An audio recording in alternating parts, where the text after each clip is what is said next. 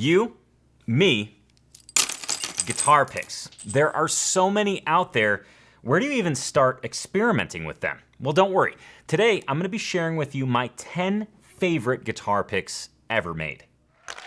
Hey TAC family, welcome to episode 252 of the Acoustic Tuesday show. This show is designed to inject your guitar journey with a weekly dose of fun, focus, progress, and inspiration. And speaking of inspiration, a little bit later on, you're gonna meet TAC family member Keith M.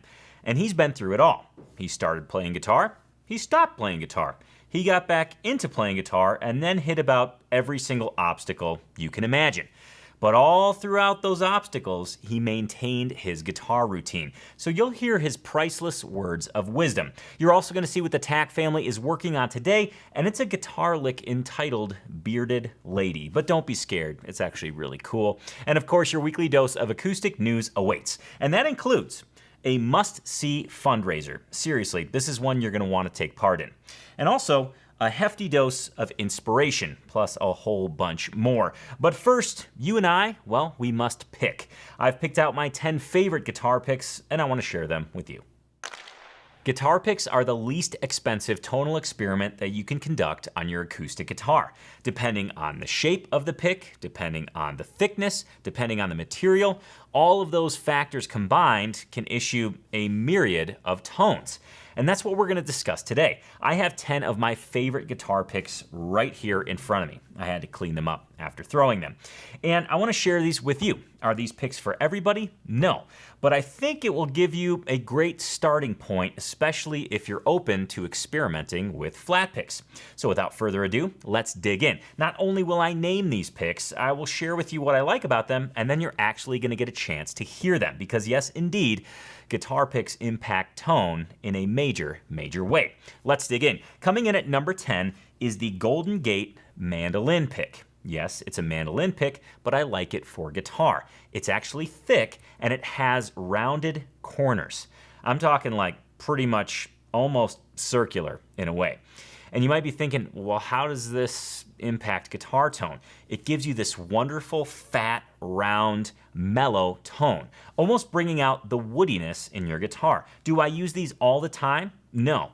Do I use these in a studio when I'm looking for a rhythm guitar tone that's not super upfront? Yes, that's exactly why I like this pick. Let's go ahead and give it a listen.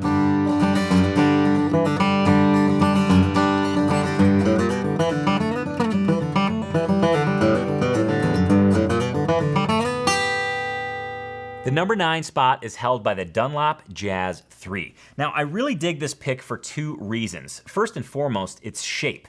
It's sharp, so I can really get into the strings with great accuracy, and it issues kind of a rather sharp tone. It's very articulate. It's very crispy, if you will.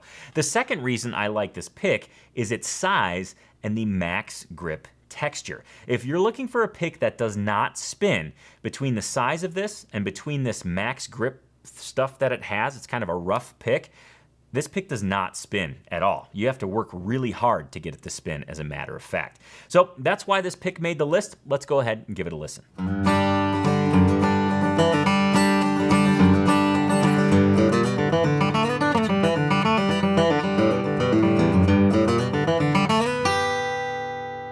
There's a real oddball in the number 8 position. This is a pick that you may shy away from, but I encourage you to give it a try.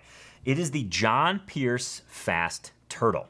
This is a casein guitar pick. Casein is just it's basically a manufactured protein that replicates tortoiseshell to a degree. Now, this pick is extremely thick. It's way thicker than any pick I've ever used. It's well above 2.0. And it has this really wonderful bevel on it. It's also shaped like an angle, or shaped on an angle, I should say, and it has a dimple for your thumb, making this pick really easy to grip. Now, let's talk about the tone. This is a cross between the pick that I really like in the number 1 position and the Golden Gate mandolin pick. You get the accuracy, but you also get this wonderful round woody tone from it.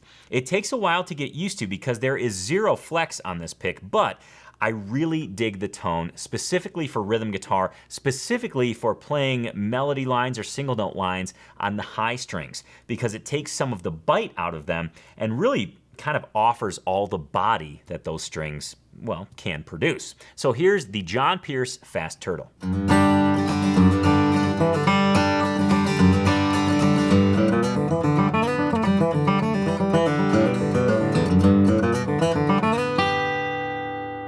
If you like a pick with great snap, great flex, and that feels solid and stiff, this next pick is for you. Coming in at the number 7 spot is the Wegen pick, W-E-G-E-N. It has these wonderful holes drilled in it for grip. And as I mentioned, it's a stiff pick. I'm actually not sure of the material, but it's not just a generic plastic, at least to my knowledge. But it has this flex built into it, yet it's really stiff. So if you're working with a guitar with a longer scale length, this is a great pick to experiment with because it moves through the string rather easily, but produces this wonderful, well, snappy tone. Let's go ahead and give the Wegen pick a listen.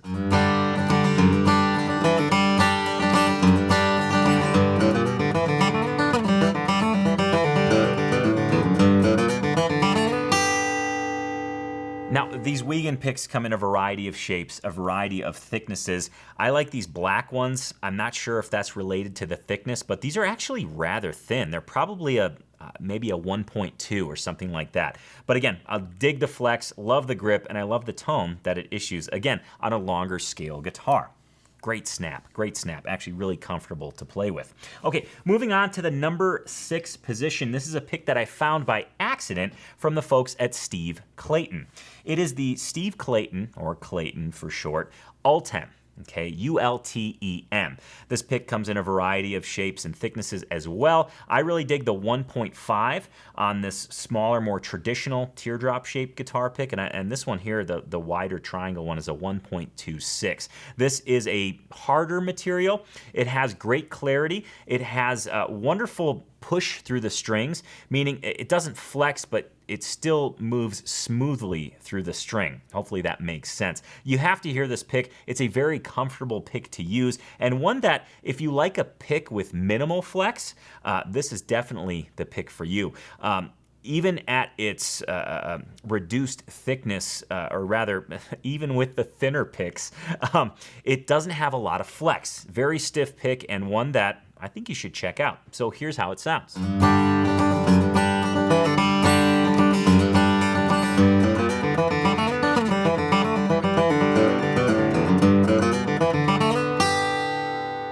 Coming in at the number 5 spot is a Red Bear pick, but not the one that you think. Coming in at number 5 is the Red Bear Tough Tone pick. This is a different material than the traditional Red Bear pick, which is a casein material. This is some sort of plastic. I like the extra heavy, kind of the fatter teardrop version. This one has a bevel, a speed bevel on it, and that's why I really dig this pick, because it moves through the strings rather smoothly. And since this pick does not flex, at least the extra heavy version does not, I need that bevel to move through the strings. It does a great job of that. This is a great pick if you're looking to pull maximum volume out of your guitar because it is heavier, but the material slips through the strings pretty smoothly, as I mentioned before. So between the material and the speed bevel, you have great opportunity to pull a lot of tone out of your acoustic guitar. Let's go ahead and give the Red Bear Tough Tone a listen.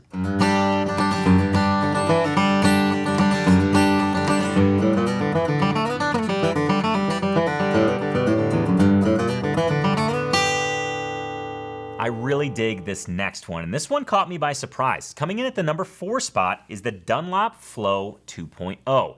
This pick is Ultem-ish material, not sure. It actually resembles, I guess in a way, kind of feels like glass. It's not glass. It's some sort of plastic, a harder plastic composite type thing. But what I dig about this particular pick, the Dunlop Flow 2.0, well, is the material. I've already talked about that at length. But I also like the fact that it has a little grip built in, kind of similar to the Jazz 3 pick, but the shape is really outstanding. It's got a sharper point and it has a little bit fatter area for your thumb. I'm not sure if these picks come in a variety of shapes, but whatever the shape that I bought, I really dig, and that may very well be the only one. But this is one that you should try. This is a 2.0 in terms of thickness, so it's a thicker pick, but the tone, because it's a harder plastic, is quite articulate. It's rather, well, it's actually kind of glassy in terms of its detail and it's just overall clarity. So let's give the Dunlop Flow 2.0 a listen.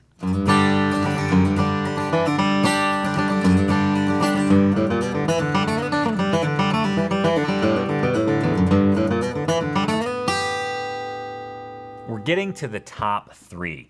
And the number 3 spot is, I think, the least expensive pick on this list.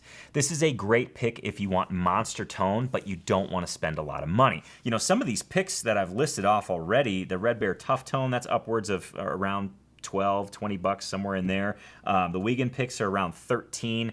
The pick coming in at the number 1 spot for me is actually around... It's actually around 40 bucks, but we're not there yet. Coming in at the number 3 spot is the Dunlop Ultex Sharp, specifically the 2.0. I love this pick because it is a standard shape with a sharper point. This Ultex material very much resembles the Flow pick, but I think it's even a little bit harder. This pick has 0 flex. It does not have a speed bevel, which means the point is kind of worn down.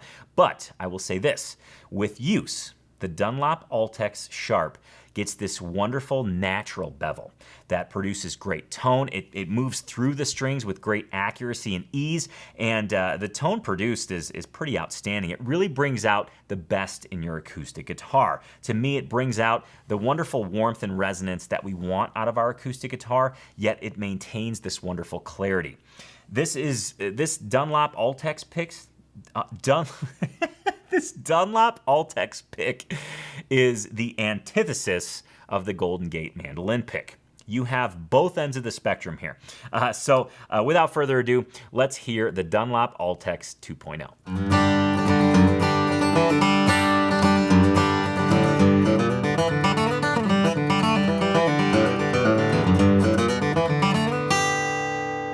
All right, we're on the home stretch. Coming in at number 2 is the Red Bear Classic. To me, this, and in fact very well may be the first Caisson pick that was mass produced. I remember ordering these at the Old Town School when they first came out, or at least when I think they first came out, and they were all the rage.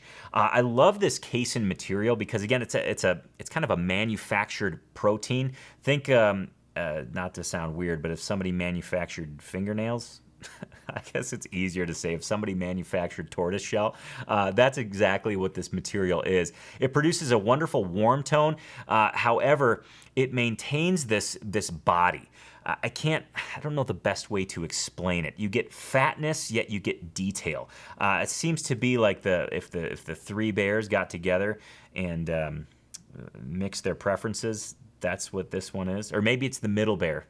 However that story goes, the bear that got the oatmeal or the porridge that was just right, to me that's the Red Bear Classic. It comes in a variety of shapes. I have the Classic here, or the Classic 2, and then I have the wider, I think it's called the Tri-Tip. But I really dig these Caisson picks, and I think Red Bear really led the charge with these. So this is the number 2 spot for me. Let's go ahead and give them a listen.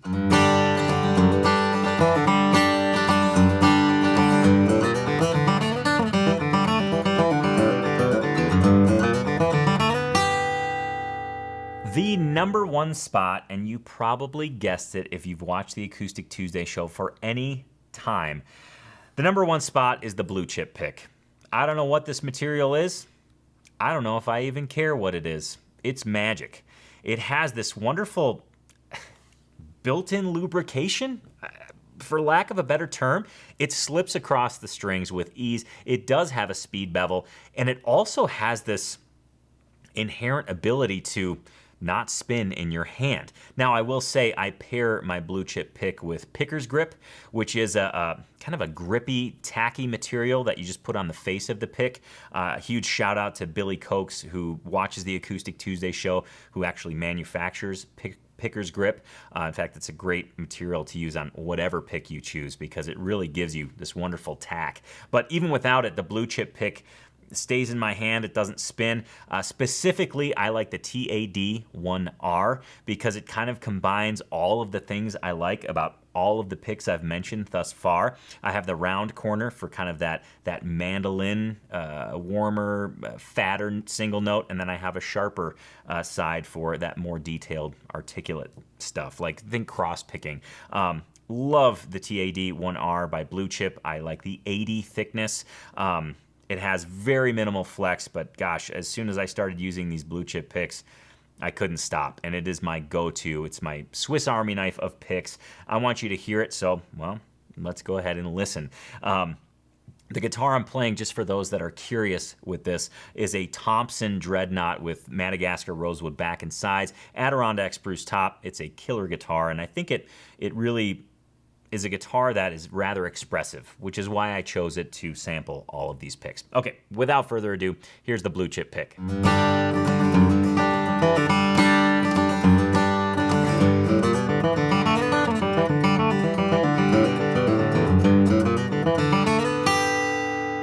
So those are my favorites. What is your favorite pick? In the comments below, please let me know. Flood the comments with different pick recommendations. Like I said, it's the least expensive experiment, least expensive tonal experiment you can do with your acoustic guitar. So I would love to see what pick you're using.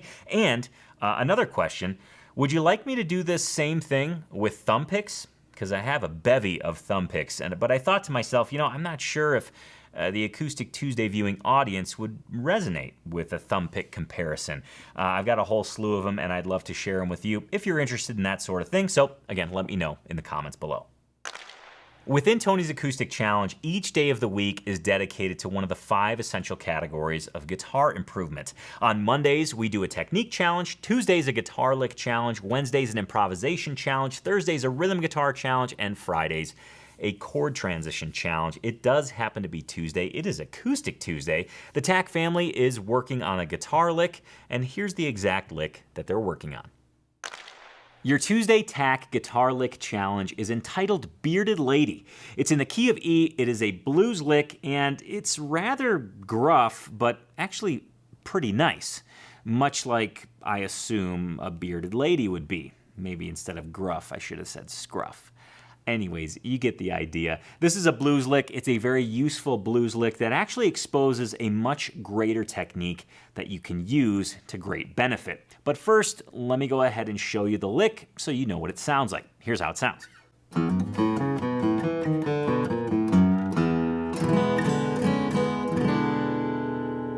Now I added that little last piece with the E7. Just to be clear, the lick sounds like this. Okay, so we're gonna be looking at that, but before we look at it any further, TAC fam, this is your daily challenge for today. So to learn it note by note, please log in, go ahead and click Start Challenge. That'll take you to the teaching video, and then once you're through with that, please move to the play along video. Adjust the speed to one that's comfortable for you, and then go ahead and open up the tab by clicking that icon in the lower right-hand corner. You can have the tab and the video right next to one another. Okay, so this lick, what's it good for? This lick finds itself at home in a major sounding blues. And the example that I have for that is just a simple shuffle that sounds like this.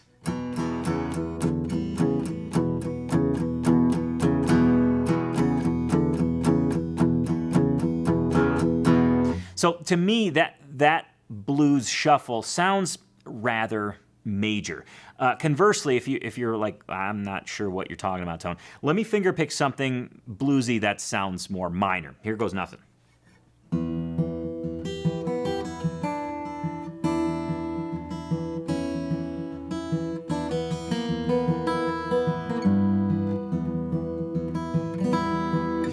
So that has a little bit more of a brooding tone, whereas the shuffle has, well, it sounds a little bit more happy. And again, that's where this lick finds itself at home. In fact, you can use that in between shuffle sequences. That would sound like this.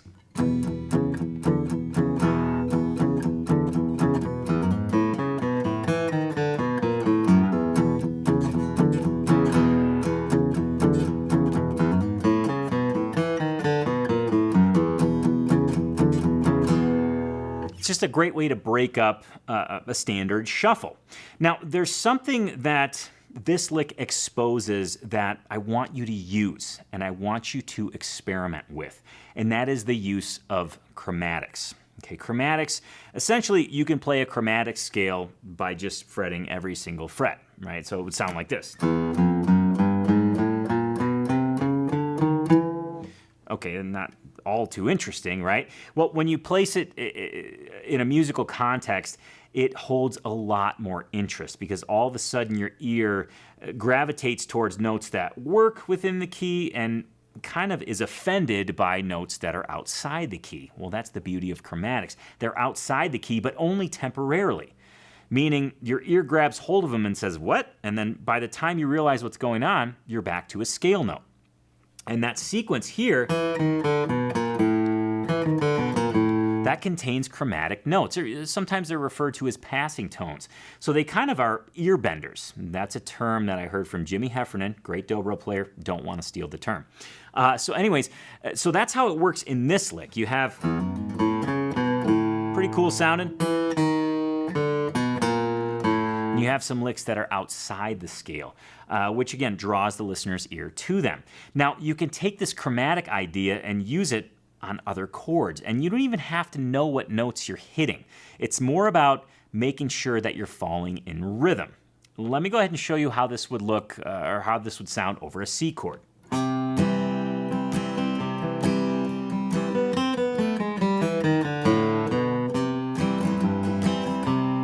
Maybe a G chord as well. I'll do a very extreme example over the G chord.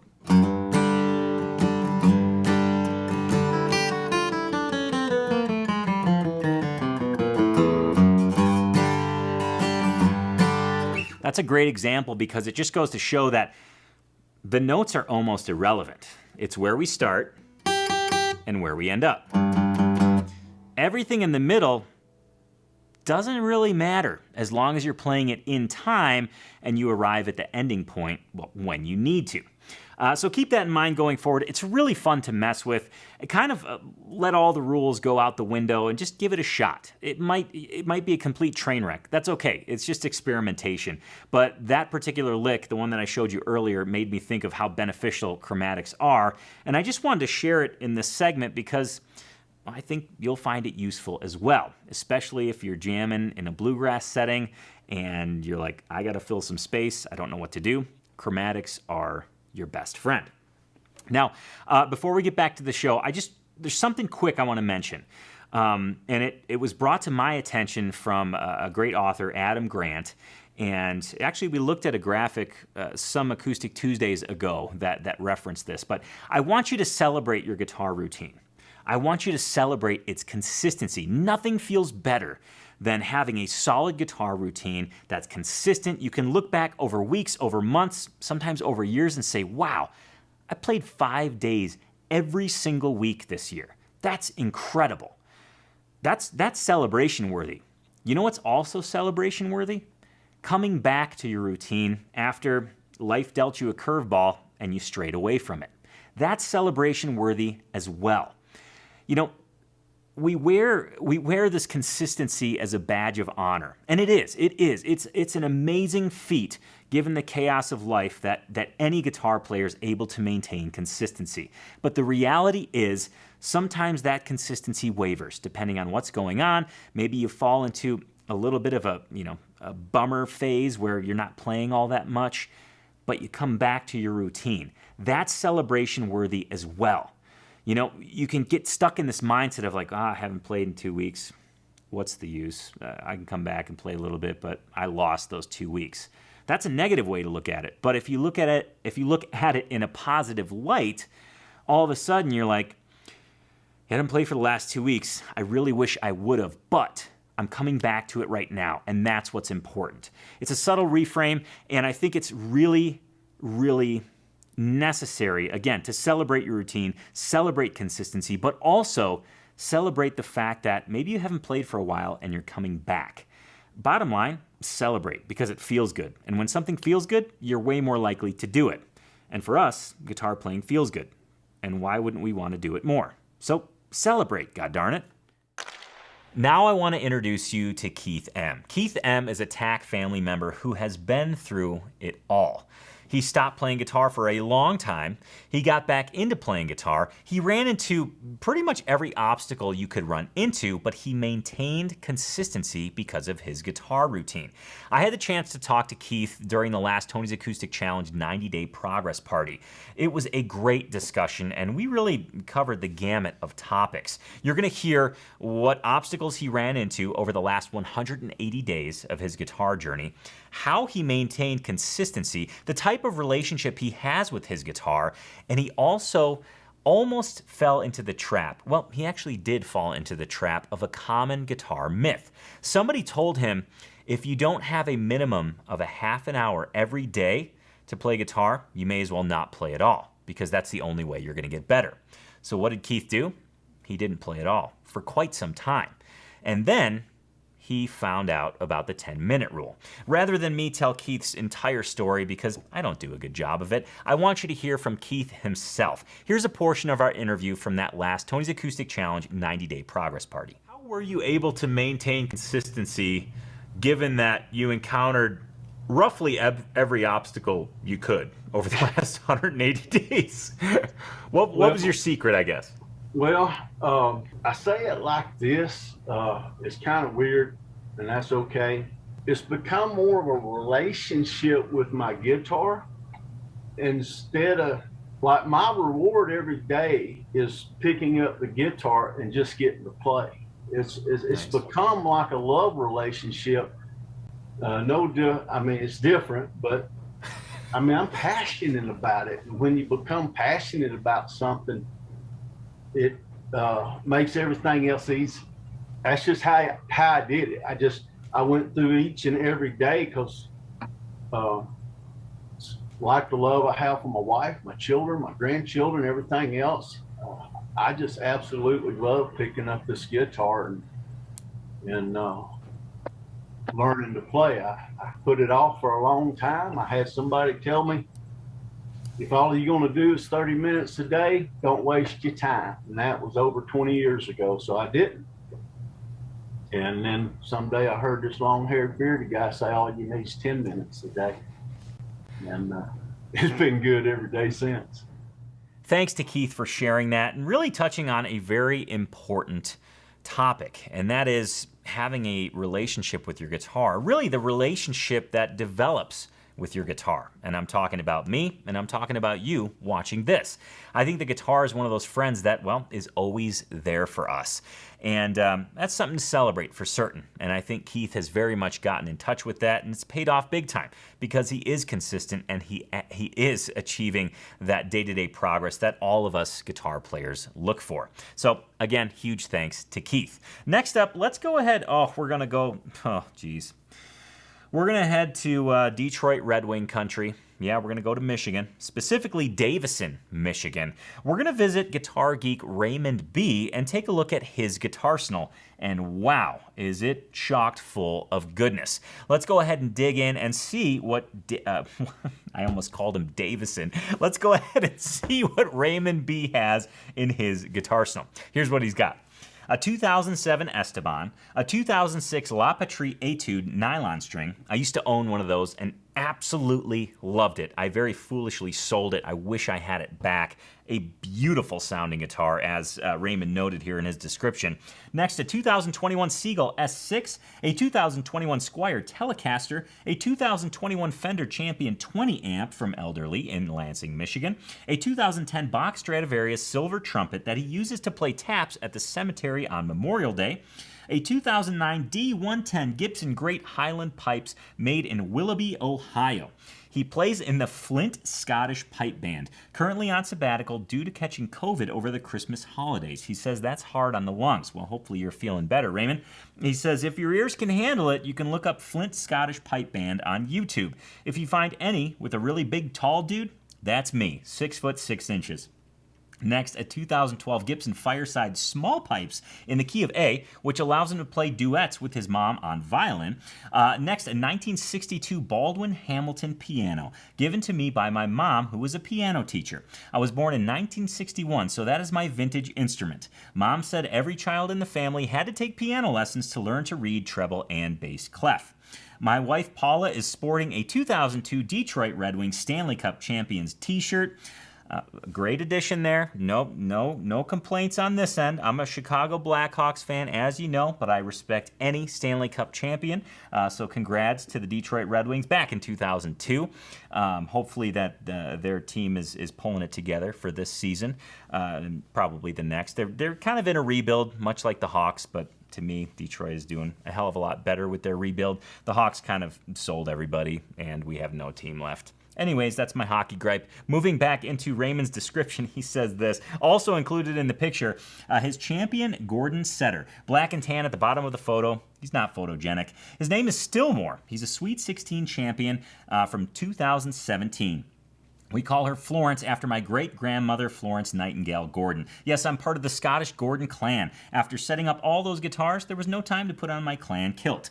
P.S. I wore my new Guitarsenal shirt to the grocery store and the cashier was mesmerized by the resonator. She told me Dire Straits' Mark Knopfler plays one.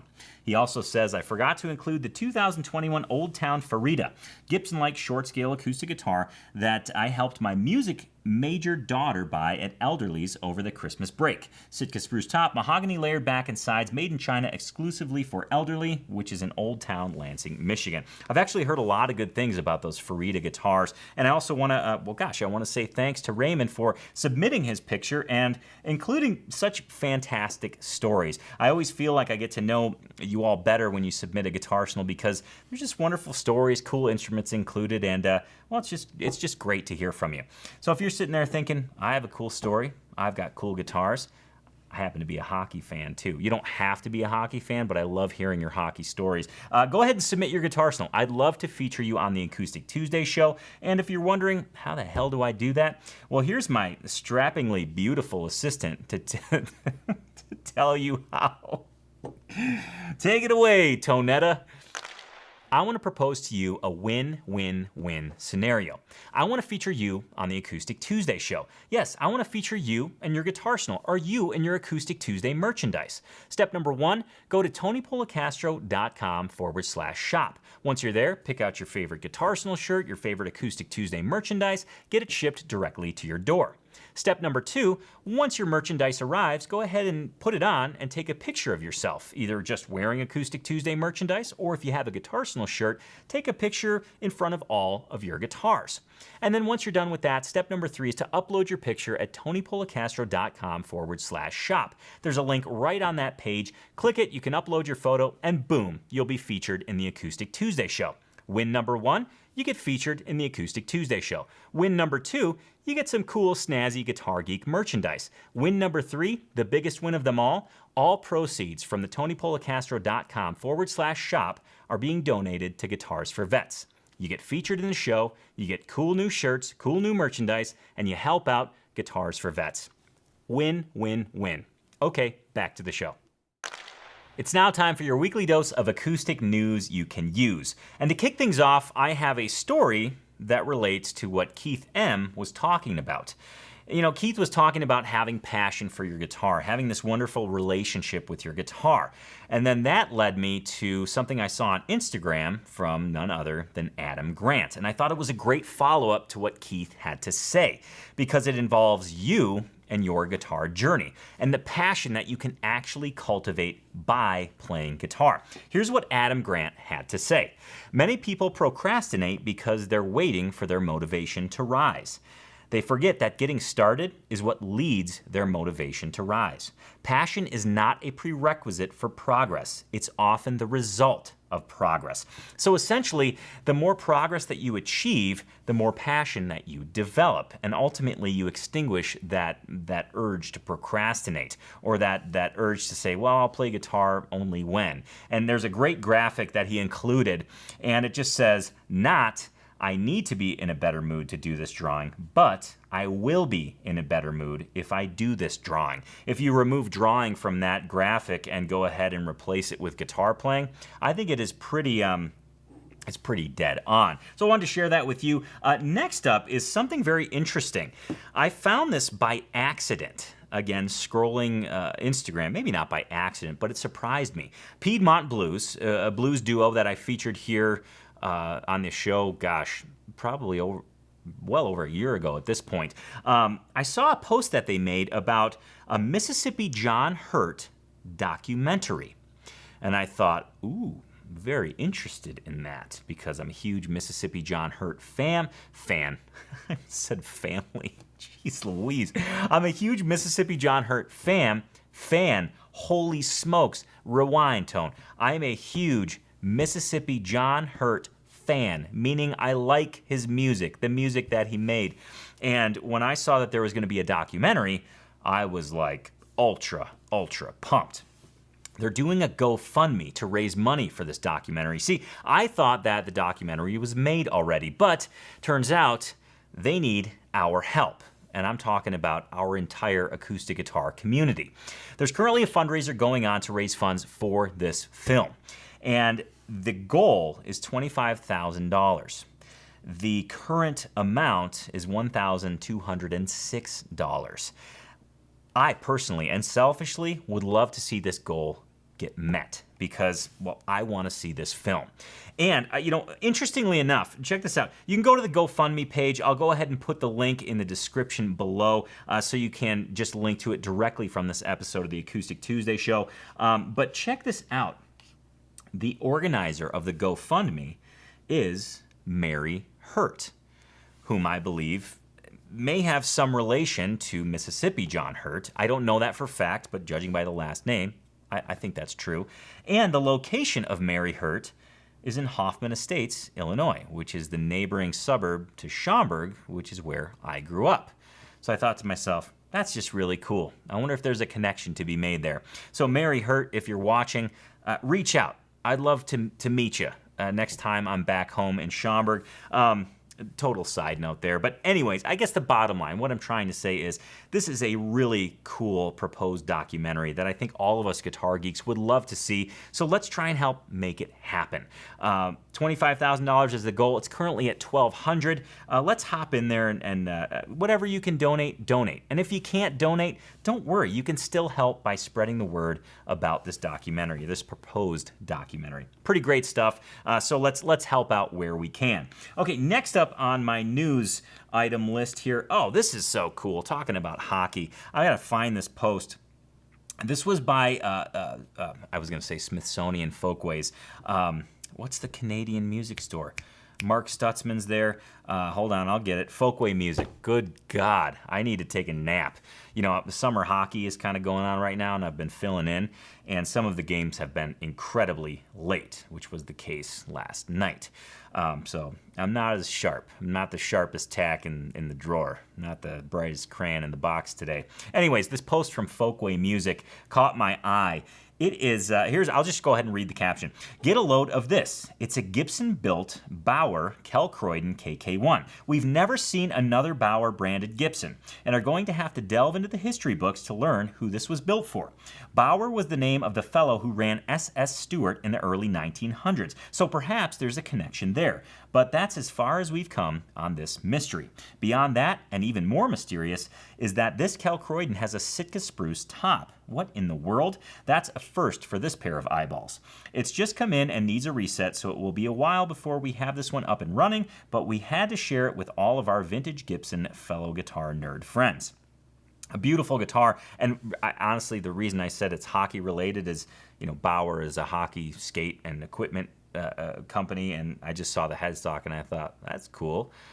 Canadian store. Bauer, I think, is a Canadian brand at this point. Who knows? Anyways, that's the connection. A loose connection, but a connection nonetheless. Very cool to always see those rare off-brand Gibson-built guitars because I think there's a lot more than we realize out there. anyways, pretty neat stuff.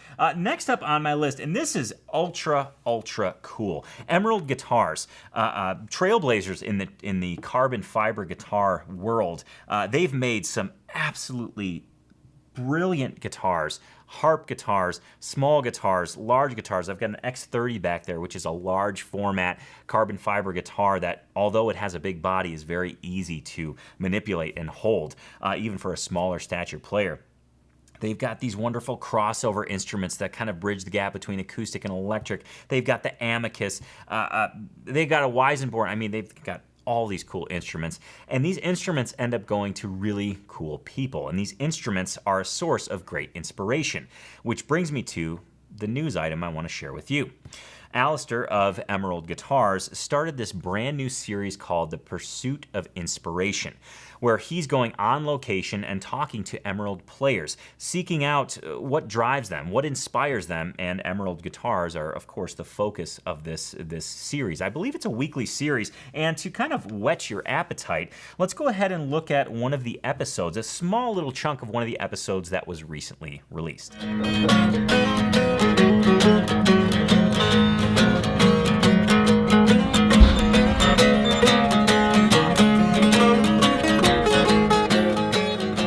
We're heading down to Santa Cruz, and we had an amazing time up in San Francisco.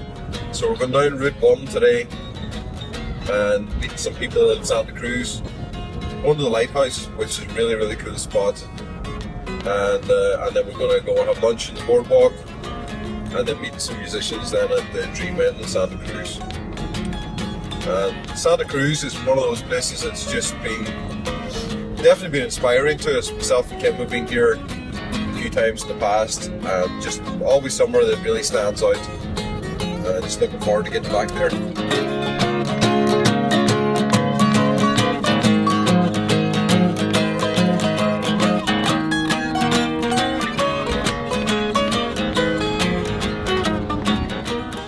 And on that note, I think it's a great time to wrap up the Acoustic Tuesday show. And before we do that, let's go ahead and take a sneak peek into next week. Yes, I do this every week because, well, sometimes I just have to let the cat out of the bag. Next week, we're going to be looking at my favorite Guild guitars ever to be made. Yes, my favorite Guild guitars. We're talking old, we're talking new, they're all represented, and I'm going to share them with you next week on the Acoustic Tuesday show. Remember, you can catch Acoustic Tuesday every single Tuesday at 10 a.m. right here on YouTube. And before I let you go, I do have to remind you of one thing. Your guitar success, however you define it, is directly related to your guitar routine. So please invest the time in developing your guitar routine and make sure to have fun every single day that you play. Thank you so much for sharing your time with me today. Thank you for being a guitar geek. Cheers to you, and I'll see you next Tuesday on the Acoustic Tuesday show. Guitar geeks unite.